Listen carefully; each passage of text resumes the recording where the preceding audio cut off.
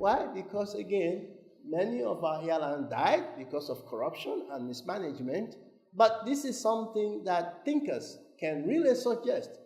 But not just suggest, let's create, but they have to do the research and show the cost and benefits of how this ECOWAS airline can work, that can connect these countries, thereby also inspire trade.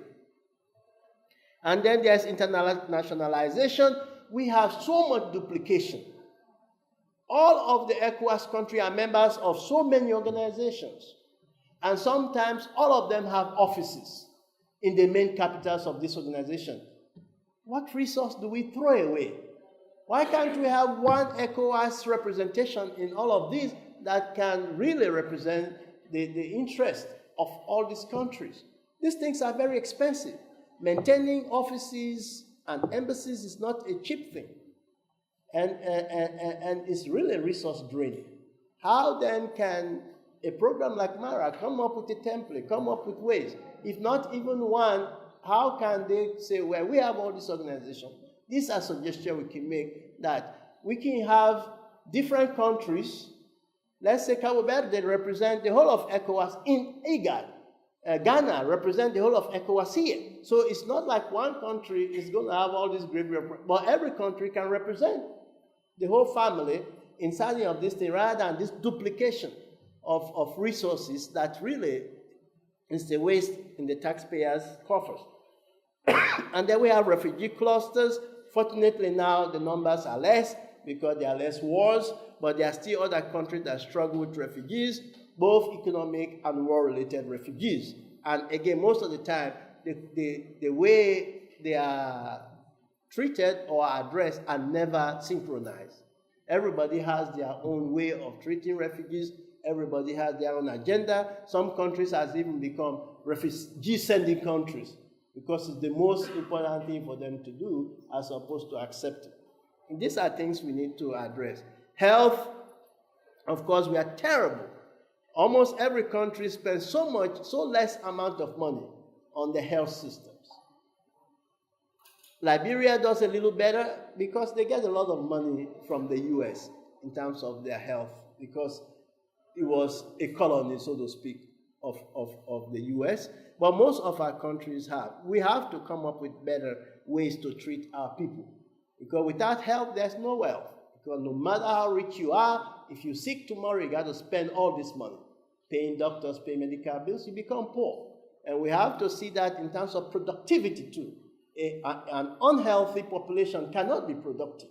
So we need to come up with good recommendations. There is the tourism cluster, which every country tend to do well. There we are no data for Ghana, Guinea-Bissau, Liberia, but Cabo Verde is doing very well in terms of tourists. But the question becomes, Nigeria is doing very well, Senegal is doing very well in terms of tourists. The question becomes, what type of tourism are we promoting?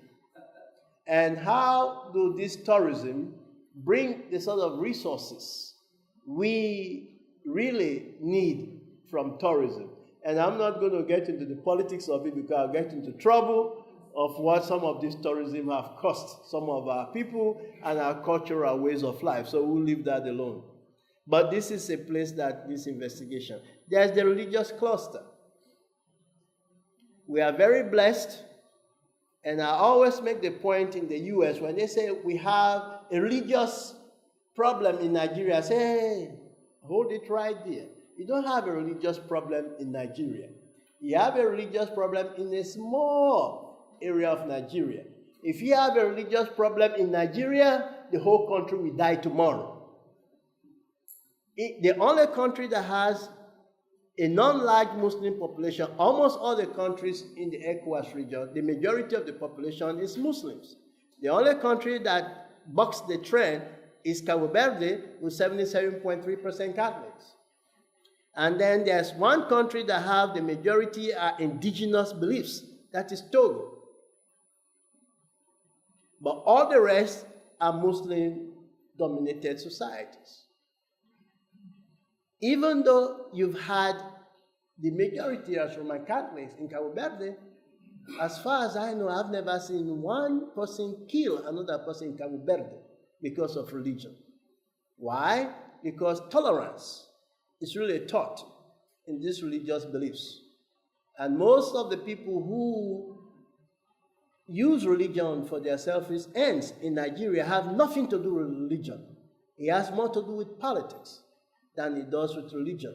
Because whether in Nigeria or any place, the time Christians eat their best food is during the month of Ramadan. Okay? And the time we Muslims get our best clothes is during Christmas. Our father was very adamant about that. When Christmas comes, he buys all of us new shoes, new clothes, because he has to celebrate Christmas, even though we are Muslims.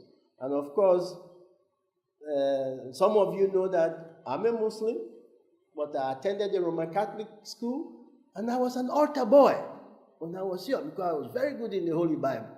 So I read my Holy Bible, I read my Torah, and I read my Quran, you see.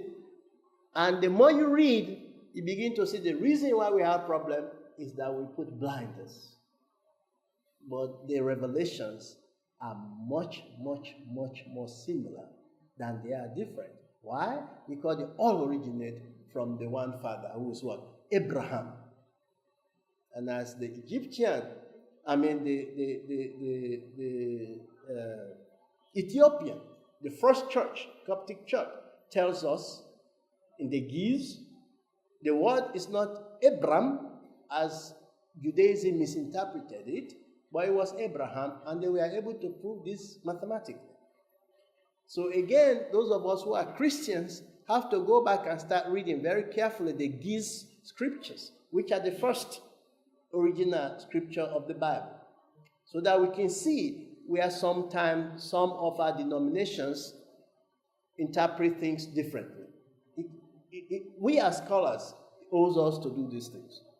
And then there's a potential cluster, and that is the sports cluster. Of course, this is Cabo Verde. They finally beat Portugal.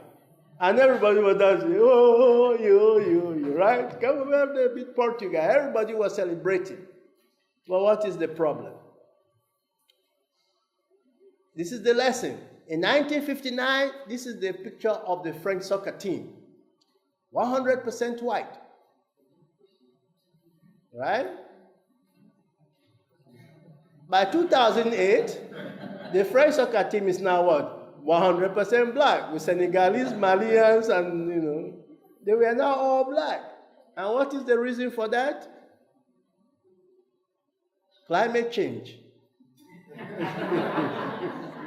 So the effects of climate change can no longer be ignored. Okay? Final words. As our ancient Egyptians, fathers, the first civilization in the world, teach us, no matter what we do, we should do it with Hotep Huru, which means we should do it in peace always. Now you understand why I said on my email, in peace always. Now I will shut up. Thank you for listening.